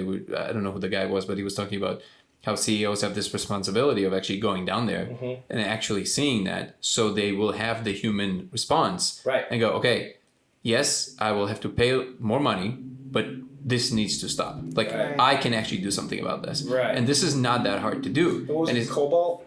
I actually don't know who that was. I just saw the clip. I don't. No, but the mineral that they're mining in the Congo specifically is important for every. Oh, yes. He was talking about that. The cobalt, and they're saying that this place that brings all this material for our most batteries and all the devices, electric vehicles or smartphones, whatever. That village, that place, they don't have electricity. That doesn't even have electricity. Yeah. It's insane. No hospitals, no schools. Talking about the mother of all ironies. And that's a clear demonstration of the bourgeoisie and the proletariat. It's the haves and the have-nots. And so many of our racial divides over the years, or divides on ethnicity, they have to do with the people who have the power and access to communication and people who don't.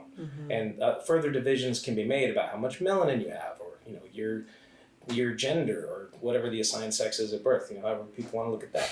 So be very careful. Love is love, and we're all here to do what we're all here to do. Yeah, cancel it. So just to be clear, that's the reason that I asked you, is because this communication thing is super important to me right now because of certain attributes of what I'm doing in my life. Actually, there's a story that Charles told me in our interview. What was interesting about the story is that I would never think I would not have the same conclusion from the story as he did. And I found it fascinating. So the general story is that he was someone in Asia, maybe Malaysia, I don't remember, somewhere in Asia. And he got into a cab, and the guy who was driving him told him a story. And the story was about a ghost. So basically he told him that a bride came into his cab like at 10 or 11 p.m.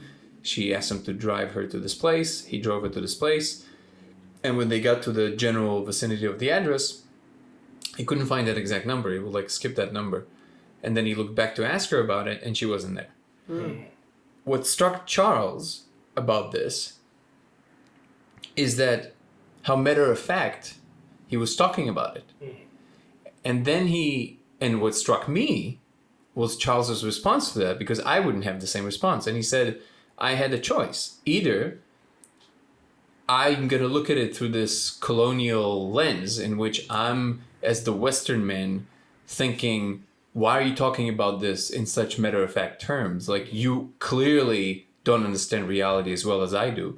Or I can understand that in this culture, they have different ways of doing things. And he said that the driver wasn't talking about it in these hushed tones of like, oh, you'll never believe what happened to me. I know it sounds crazy. He never offered any of those caveats. So he essentially just kind of talked about it as if it was obvious. And then he said, and then I called a priest, and he did the thing on my cab and everything was fine. But it's such a little nuanced point. And he said, I have to maybe reassess myself, because why am I blocking this story? Because my Western mind tells me this is nonsense. There must be other explanations here. Why are you talking about it as if it's whatever, right?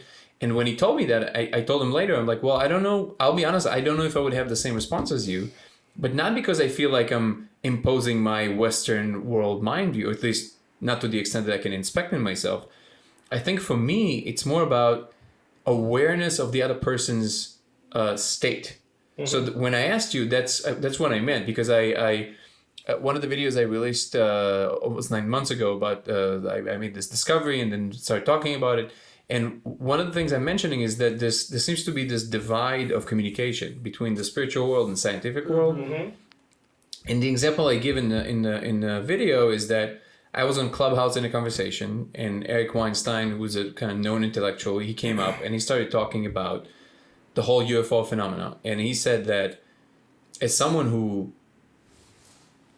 looks at knowledge from a very, like, you know, like he regards knowledge as very important, like real knowledge. So this is something he always ignored, but now that there's more evidence, mm-hmm. like actual evidence, he actually changed his mind. Like he's like, wait a second, something's going on here.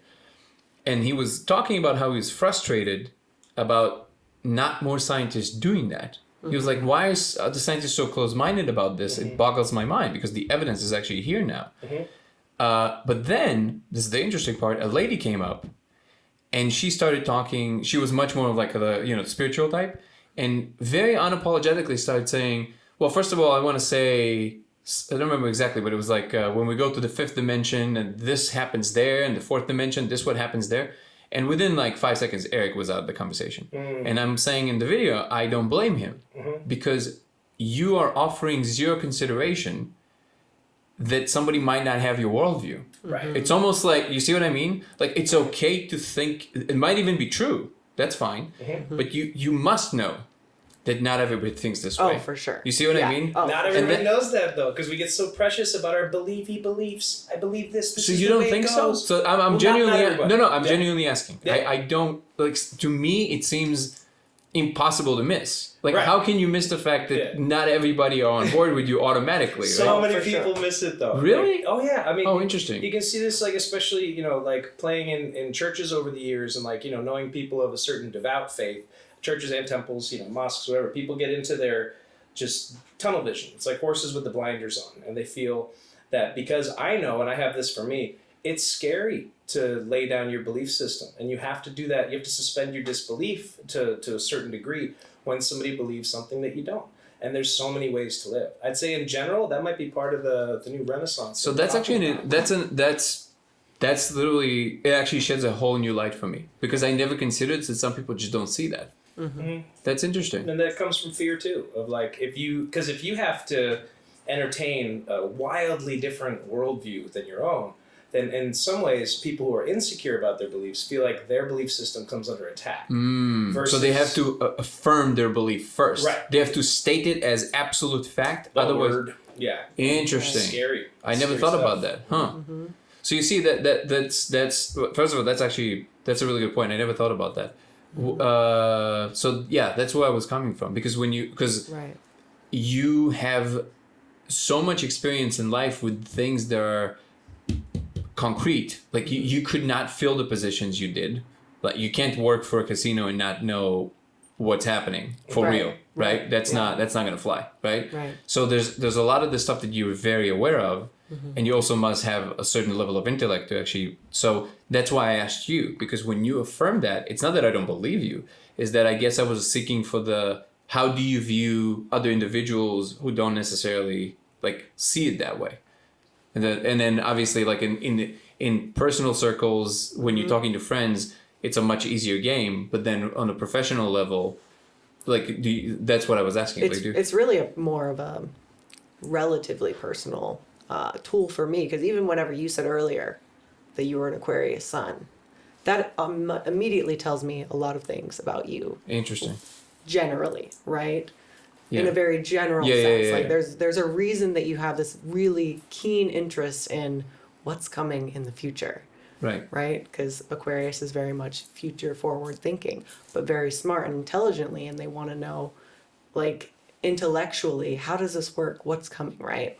So, I don't put that on my clients at all. Yeah. Okay. No, it's more, It's more of for me to understand them as well as myself. I use it as a tool. Okay, so it is a map that you, like we said, it's a map that you find useful. Okay, Yes, great. absolutely. Well, I'm happy we touched on that because it actually clarified a lot of things for me. I literally never thought that people just don't consider that. Yeah. That's crazy. It's a defense mechanism, change is scary. Some people, I'm from a small town. A lot of people who are from there, they still think the same way. They do the same things. It's like what their folks did versus people like us who have a little more wanderlust. Like you're from Pennsylvania. I'm from Massachusetts. You came from Russia, for crying out loud. How many languages do you speak? 3.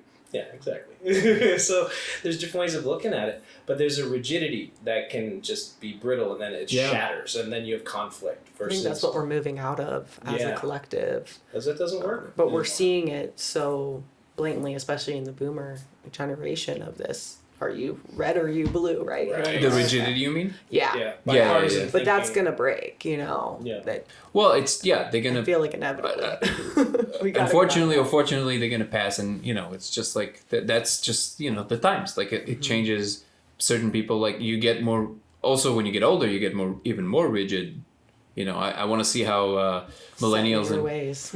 yeah, I mean it has to do also with like technical things like neuroplasticity and things like that. But I think that we might be moving out of that even from technical standpoint. Like we're going to be able to understand how to mitigate that or how to even fully prevent that. So like even this is a point that Elon made, and usually Elon is like very like set in like his understandings, but this is one of those things where. Like I really disagree with him. Like I love a lot of the stuff he does, but this is one of those things I completely disagree. Where he says, "Yeah, like you can't have people live longer because you need certain ideas to die." Mm-hmm. Yeah, but you can solve that too. You can literally solve the problem of the rigidity in the brain, and then you're not gonna have this issue. So I feel like we're moving into a place where this is an idea that Yuval Noah Harari outlines in I think *Sapiens*, one of his books. But in the end, he says. That we're gonna get to a point where you're gonna with CRISPR or with like some kind of engineering, you're gonna be able to, if you don't like soccer, but you want to like soccer, you would be able to change that. It's like you would literally redesign yourself to love soccer because you want to hang out with these people or whatever. You would be able to design how you are.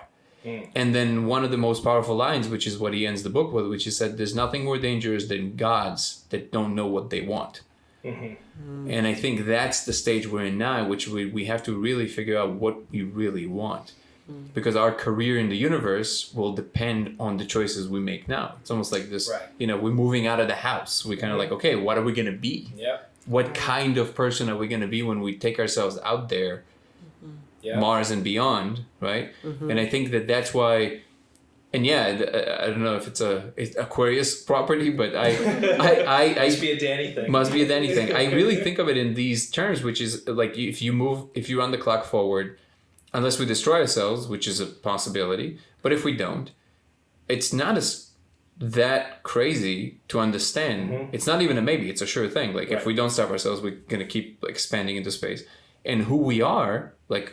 Our general motto is as human beings will literally paint the universe because our imagination turns into things, and the more we do that on a larger scale, the stories the scripts we tell will literally paint everything. So the way I greet you, the way that I say hello to a person, the way I talk to you and ask you questions is a tiny part of what everything is going to look like at the end.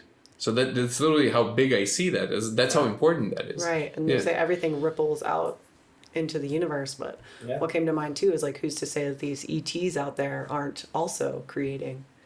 Oh, yeah. No, I think they're like, I mean, this is one of those. Actually, this is it sounds like a completely different subject, but it's a fun subject. So so do you know who Eric Weinstein is? I know the name, but so he's kind of like a known intellectual, but one of his biggest things is that and this is why people like trust his opinion, is because he's very kind of like rigorous about what he takes on board, what he says. He used to manage Thiel's Capital, like the Peter Thiel's capital company, venture capital company. And he recently, maybe like 2 months ago, tweeted, he said, I have been, because for years the the little pre-story for that is that for like 2 or 3 years, they've been saying publicly, people keep approaching him about this whole, like, we're going to brief you in, like, we're going to actually tell you what's going on with the UFO thing. And then it always somehow falls apart. Like, it always, like, something happens and it never happens. I think it was like 3 months ago, he tweeted, "I have been briefed. I now understand the reason for the secrecy." This is real. He tweeted this. Like, if you understand who Eric Weinstein is, this is crazy. Oh, and the Pentagon declassified, I think Yes. a year ago, that there are that they have, objects. but this is public domain. I don't know why, but this had more. I know what you're talking about. But with the Pentagon, I guess the reason that it has less impact on me is because I can totally see how maybe it's also part of a disinformation campaign. Right. Yeah. But with Eric, that's not, at least from what I understand about the person, that's not a possibility. So him tweeting that, and then in the thread, in the questions, somebody told him, "Do you think that in your lifetime we will, like, we all know, like, we'll find out?" And he said, "Oh, you won't have to wait that long." Right. Yeah. So I think within like 5 years, we're going to be let in on a very large secret. So I'm like, yeah, so that's, it's coming for sure. And I actually think that all the stuff that we're experiencing now, with everything you do, and like with everybody rediscovering their other capabilities and how they can help, and everything we're talking about, I think it's part of it. I think actually the whole, this metamorphosis we seems to be going through, it actually ties like kind of like perfectly to everything that's going on. The development of AI, like all that stuff, this ramping up.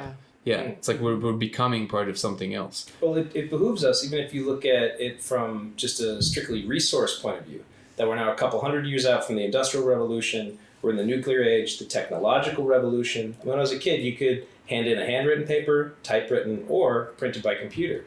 And then, I was born in 85, so just you can see as it's going along, now everybody has access to the internet. And so we're looking at it going, okay, now that we're self-aware and we have this technology to go to other planets, SpaceX and whatnot, that we're looking at it going, okay, well, the sun's going to burn out. So we already, it's going to encapsulate us, but temperature will probably kill us long before it gets here. But if you look at it in terms of how many years do we have left, and are we going to become an interplanetary species, the pressure's on. It behooves us to make ourselves better. And I think a couple of the tools in the toolkit we've been talking about today is having a healthy sense of skepticism with an unbridled psychotic optimism, where it's like, I believe in the better nature of humanity. I believe we have the ability to love ourselves and to love other people.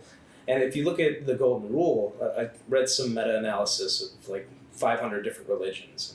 The number one takeaway was treat other people the way you want to be treated. Even though that's left out of some of the main religions, that's our takeaway. It's like, how do we treat ourselves? Like you say, the way that you greet your guests at the door, the way you say, "Hey, babe, how was your day?"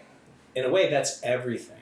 I think of us like, if all of humanity was this gigantic screen, there's 8 billion pixels, and you can either choose fear or love. And if you go love and you turn your pixel on, the picture becomes very different, and it takes a lot of us to change that psychology. But what I really like is the idea of religion, or spirituality, we don't want to call that, working in concert with scientific evidence. There's a great book called The Art of Happiness, and it's co-written by the Dalai Lama and Dr. Howard C. Cutler.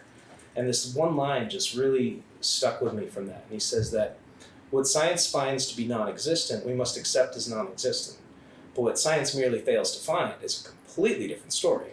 And that religion and science, they have similar goals, but very different means. So if we can combine the best of both worlds, keep an open mind, and to really understand that nobody knows. Nobody has the answer. So you can take what you know, and somebody from a completely different part of the world with a completely different appearance and spirituality, background, socioeconomic position, you can find common ground with them with the fact that we're human and we're all in this thing together. And like, people want to go colonize Mars. I'm like, can we take care of Earth first? Can we take care of food insecure children that don't have access to clean water or education? Well, those are not mutually exclusive. I mean, we can do both. I'm saying, can we do both?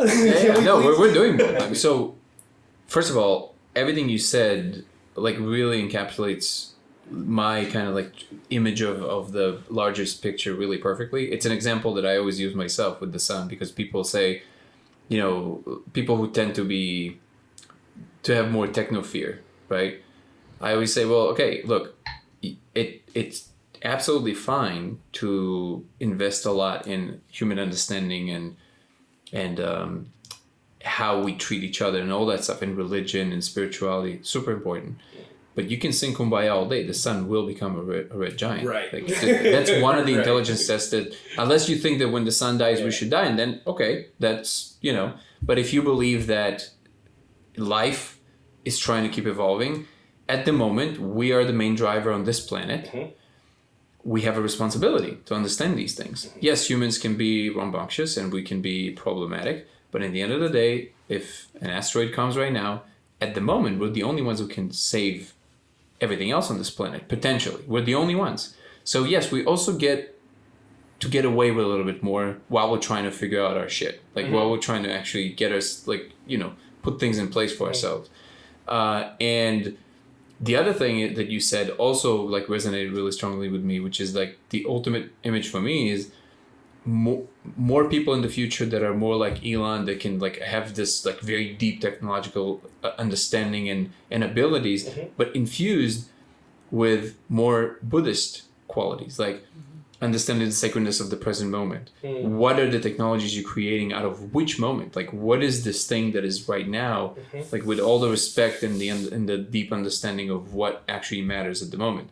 If you have both of those, you have a perfect species, being expanding into space, versus the other thing, which is just trying to just grab as many environments as possible and take as much as possible and move on, basically. Yeah, we're burning through our resources, and it's really important that we, it's optimistic. That's the kind of thing we'd like to see. It's and each one of us gets to choose how long in what way we want to participate. And you can have a selfish mindset where it's about how much can I take with me, versus an abundance mindset where you say, look at how blessed I am. I loved what you said before about gratitude being the remedy for people who are struggling or trying to figure themselves out. Make a list of what you're grateful for and see what that does to your psychology, to your mood in that moment.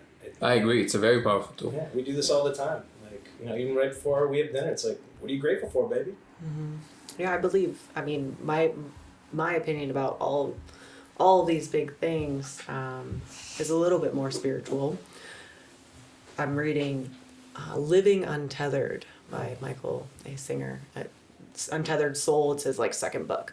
So in that, I haven't made it, I'm only a few chapters in. He's talking about how this moment, we as humans think the outside world is happening to us, right? And we can control the outside world, but this moment is just unfolding for us. And he gave the example of, however many years ago when a dinosaur was here and stepped in some mud, and then some rain came that ended up making a lake where your great grandparents met on this lake, and he talks about the grandfather falls and she's there to pick him up, they fall in love, you're here because of that, right? And just kind of showing how everything is happening and unfolding for us. And I think that what it's getting to in this book is turning inward and being okay, you identify a lot with the human. Yeah, we're human, but I believe I'm a soul inside of a human right now. I'm a human right now, right?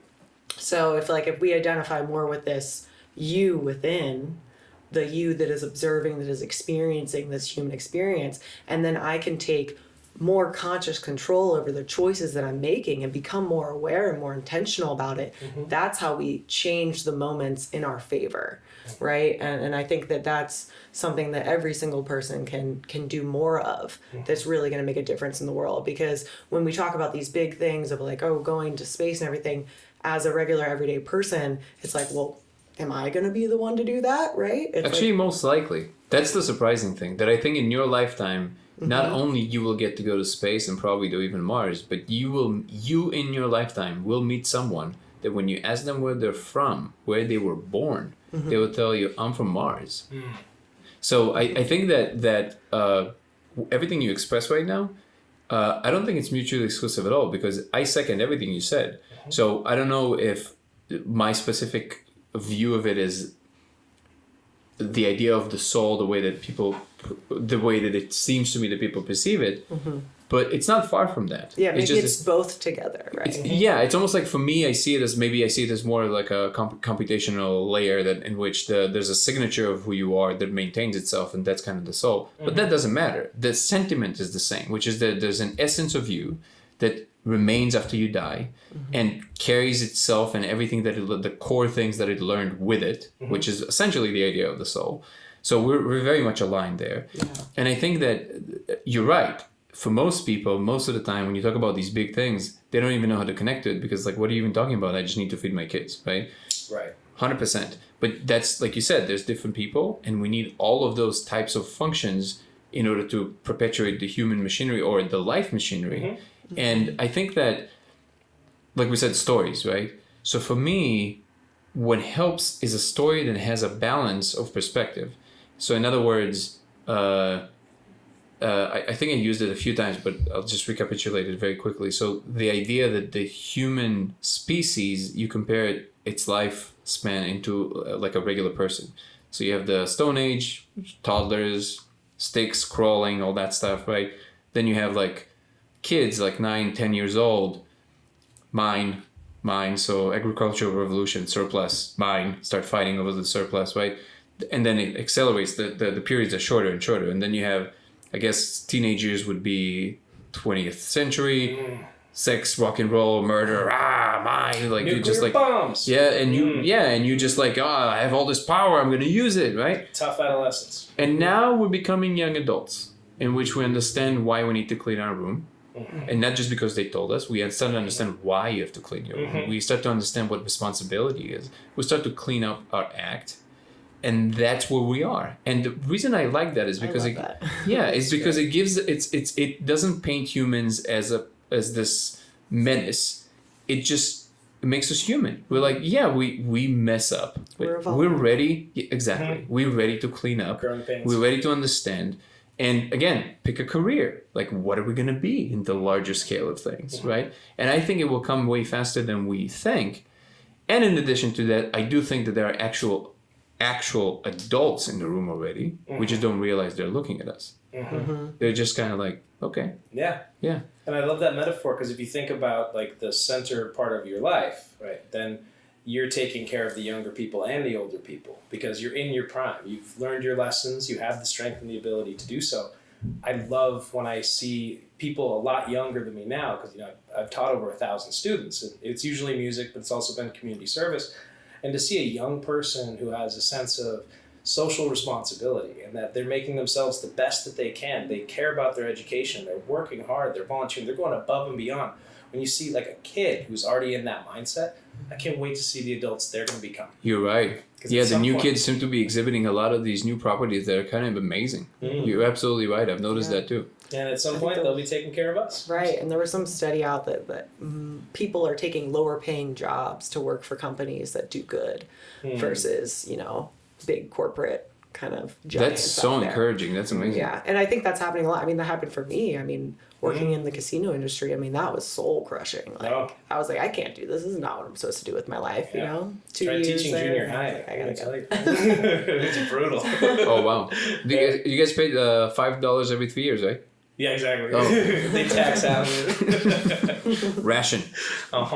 Okay, so now we've solved humanity's biggest questions. Now that we're young adults. We're young adults. No, it's like, It like when it came to me once, and I was like, oh, I really like that. Because it's like, there's always this like big, like activists, they always have this like very like almost like anti-human thing, which is like, oh, we're so bad, we're doing this, we're doing that. Right. Like, can't be the truth. It's like we're capable of both things. So we need a story that kind of balances the scales a little bit, because I see a lot of beautiful people that do, like you said, like now people taking less paid positions to actually do good, kids exhibiting insane qualities at like 12, like you can see them do things and you're like, this is nuts. Like they're way more evolved. You can see that they like care, they know their position and their station, and they're preparing to enact a tangible change. They know their like kind of like their own needs in a way that I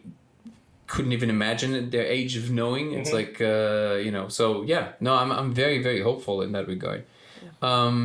What about, just a small question about the whole music trajectory? Yeah. Now that you get involved more with the sauce, you still create music, or you? Yes. Okay. Yeah, I'm playing a lot less than I used to, but I'm always obsessed with something. And it's funny because I've had a couple people describe me as a manifesting generator. And can you just describe what that is for the people? Well, basically, manifesting generators tend to want to experience a lot of different things at once. Like they're meant to be doing multiple things, like having different careers or different interests or different hobbies. Like that's what they're built to do, is to try a bunch of things. And you said you're the same, or you're? I'm not the same. I'm a generator. Yeah. What is the definition of a generator? So a generator is basically like the workhorse of the population. So like we're here to both of us are connected to the life force energy. So we have energy to do and get things done. Wait, there's something that is not connected to life force? Well, in human design, like if you're a projector, reflector, or manifester, you get your energy from generators and manifesting generators. Oh, so I guess in the more psychological language, it would be like introverts and extroverts. Would that translate to that, or not quite necessarily? But like each of them have their own unique qualities. I'm not super well versed in it, but generators and manifesting generators, basically, we are able to work long hours, get a lot of things done, versus like a projector is going to need like time alone. A reflector is definitely going to need like their space alone to be in their own energy to kind of recuperate. What is a projector? Performers? No, they're more, well, every single one is unique and different. So, but projectors basically are able to see in other people, like what could be fixed. So they see very clearly like, what needs to happen. Like they see the picture. Right. Okay. So they see in other people kind of what needs to change. Like manifesting generators and generators, like we're meant to like follow our joy. We're meant to do. We're meant to go and do. A projector is more meant to observe and see and give feedback on like what could be better. Right. Okay, I know a few of those. Those are actually interesting. Yeah, my business partners are projectors, so it's like we work really, really well together because she can make the list of things to do and I can do them, right? Or we can do that together. Or she can see, oh, what if we change this? We should try that, and it's like, okay, great. So were you always open to these dimensions and this kind of rhetoric and everything, or this is something you've adopted later, or was it? I would say it more developed. It developed over time. I think in 2012 or 2013, I read A Man's Search for Meaning. And that was one of the first books that kind of opened myself up to spirituality and thinking in these different types of ways. And that's just evolved to, in 2016, I got really, 2016 into yoga and learning more about the practice of yoga and diving into that. So it's evolved over time, but I'm a Pisces, so we're spiritual. Okay. In general. Yeah. See, this is what I mean. Like, if you would just tell me I'm a Pisces, I'm like, I don't know what that means. So what does that mean? Yeah. Yeah. So.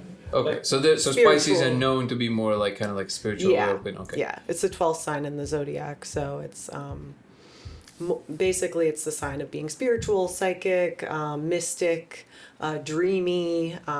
It's the death in the cycle of life. It represents the death and the rebirth. It connects the end and the beginning of the process, basically. Right, because then we go into Aries, which is the fire that starts it all. Right? That's amazing, because I know Matty from a few years ago, and I know that it's like it will be fascinating to watch this dynamic unfold. It's like, it really is, but and also to speak to the efficacy of being open to using any tool in the toolkit. It's like when she was telling me what that means, I'm like, well, that tracks. So to tie that back to your question about the music, I'm still a musician. I'm always going to be.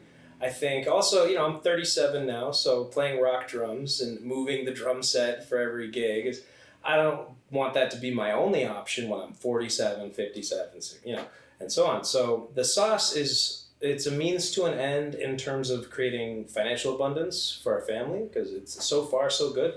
I'm hoping it's going to be wildly successful. For anybody out there watching, Matty'sHotSauce.com. Come on, we need the love. We're just getting started. We're definitely going to promote the shit out of it. Don't worry. But so it's like, and that was a really funny thing I had to wrestle with when, this whole past summer, and it was like, the skipper room is moving locations and, the things transformed, and I was playing in at the Fest, I think I played in 9 bands over those 2 days. Yeah, that was kind of crazy. It was awesome. And it's like, I was pushing my limits, but I found for me that I also was becoming more and more unfulfilled. Even when we were having great performances, I'm like, I've done this. And, I moved to LA to have this adventure, and I've performed around the world, and I played 10 instruments, and I made it my ministry to really help and to heal with the music. And that's why I work with a lot of neurodivergent children who, if they can become good at the drums and they were nonverbal, now they won their talent show. Now they're the cool kid. You can really use any of these devices as a form of healing.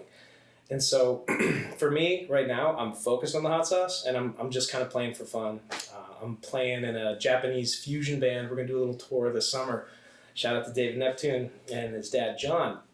And it's been really fun to sort of stay open to all these opportunities. But the funny thing is, you might know this about me, but my whole family is full of doctors and professors. And so I actually was pre-med when I went to college. I was going to be a doctor or a nurse like everybody else. And it was like first year, second semester, last day of ad drop. I'm there at a 7:30 a.m. chem class, totally bored by it. Like it didn't speak to me. I'm gigging in a rock band 4 or 5 nights a week at the time. And I literally just stood up and went to ad drop, and I changed my major to music. I couldn't find middle C on the piano. There was a brand new music program, which is the only reason I got into a collegiate program. I was one of like 32 people. And I spent the next 5 years in that music program really kicking my own butt, trying to, I wanted to use this music as another form of healing. And now I want to do the same with the sauces. I was actually talking to Jeremy last night about making a CBN sauce. And there's also capsaicin therapy for people with pain, that when you put the spicy stuff on something that's sore, it increases the perfusion and your body heals itself when you put really hot stuff on something that's sore.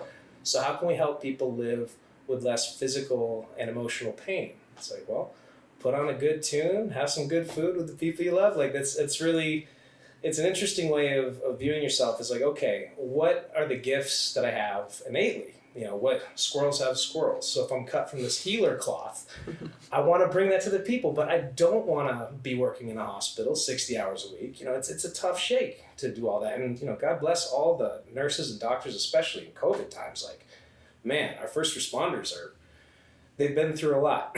But I don't think I would be as effective if I was working a 7 to 3 or a 7 to 7. So for me, I'm like, this is what speaks to me, and this is how I want to help people. It's just because there's no preservatives, no dyes, no thickeners. My advisors were saying, use red number 5. And I'm like, no, beets. Use xanthan gum to thicken it. No.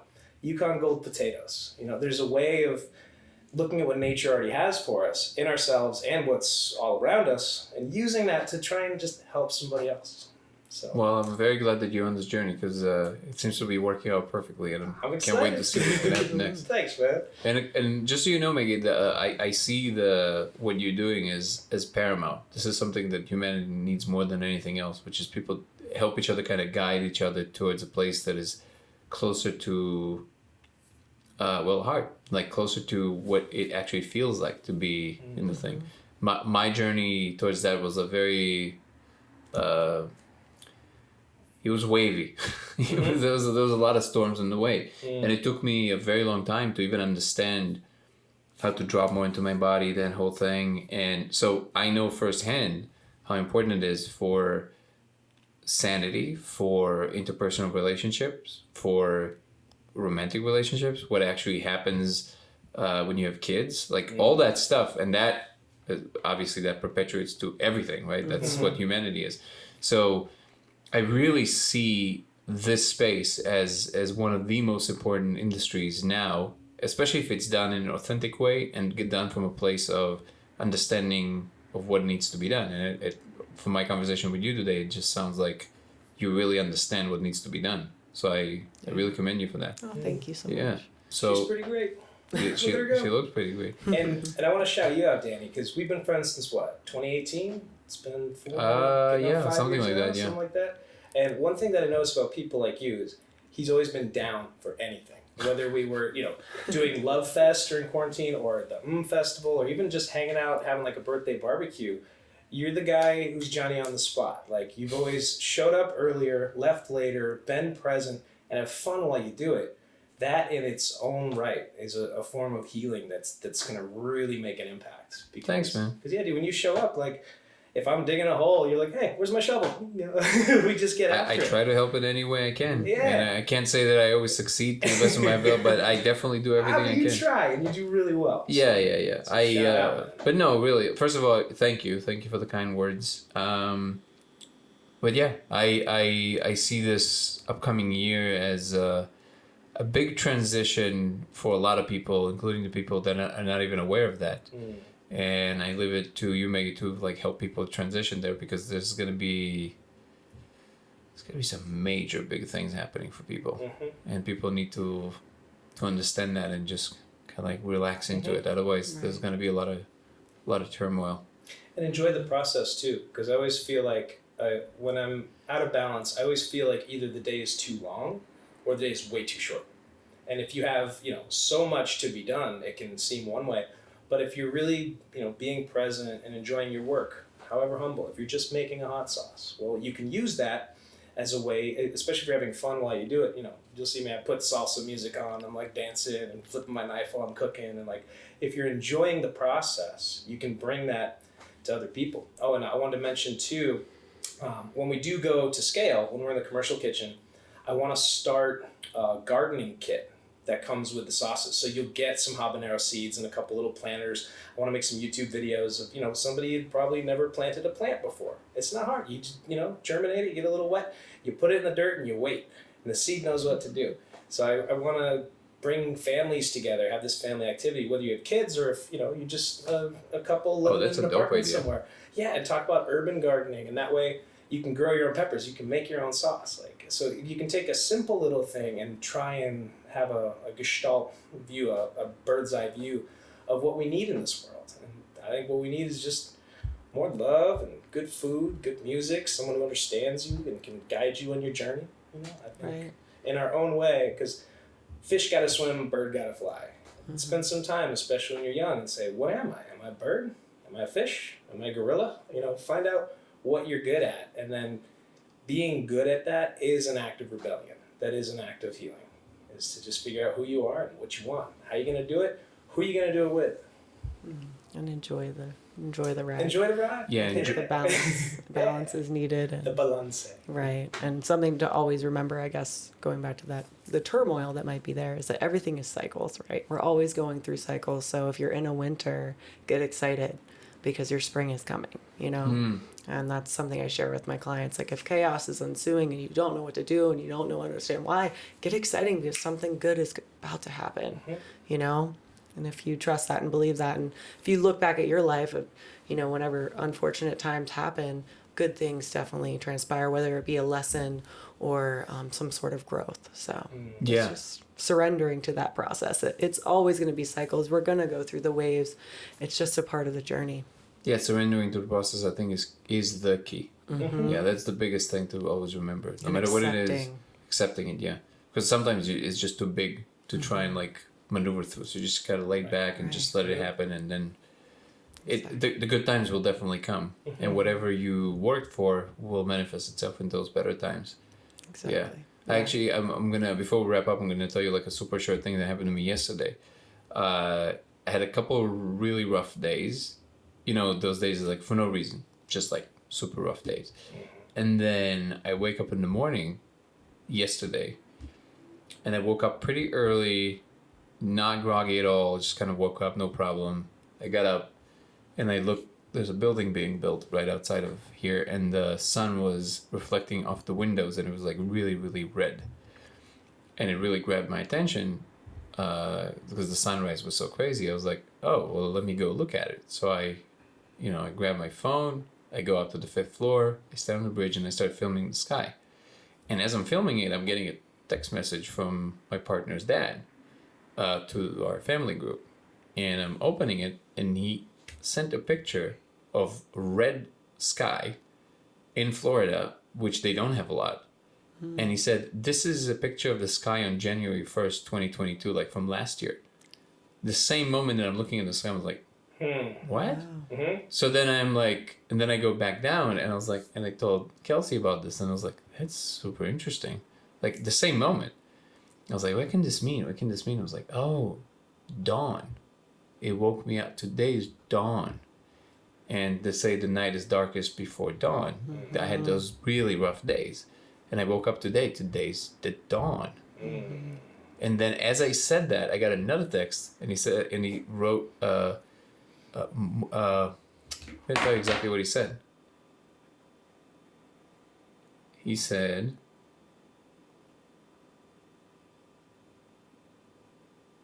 morning has broken with like notes. Look at this. This is what he sent me, literally in the same moment. Gorgeous. And I was filming this at the same time. So this was not that red because I already, like, it's only really red when it's at the horizon. Mm-hmm. And then as I thought that, he said this, morning is broken. Mm-hmm. Wow. Isn't that crazy? Yeah. It's awesome. So it's always, I'm with you, like, it's always talking to us. But when we got to be able to listen. Right. And yeah.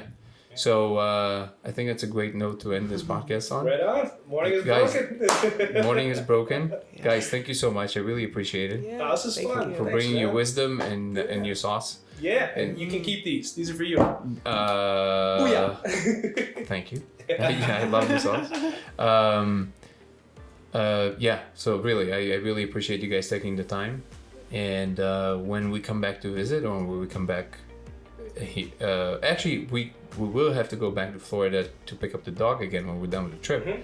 So maybe we can do another podcast in a year from now. Yeah. To see where we are. That'd be fun. That would be fun. That would be a really fun one. Yeah. That would be great. And by then you'll have your podcast set up. Right? Oh yeah. Yeah, so we we can, our house. I would love to be. Guys, thank you so much. Thank you. Dan. Really Appreciate appreciate you.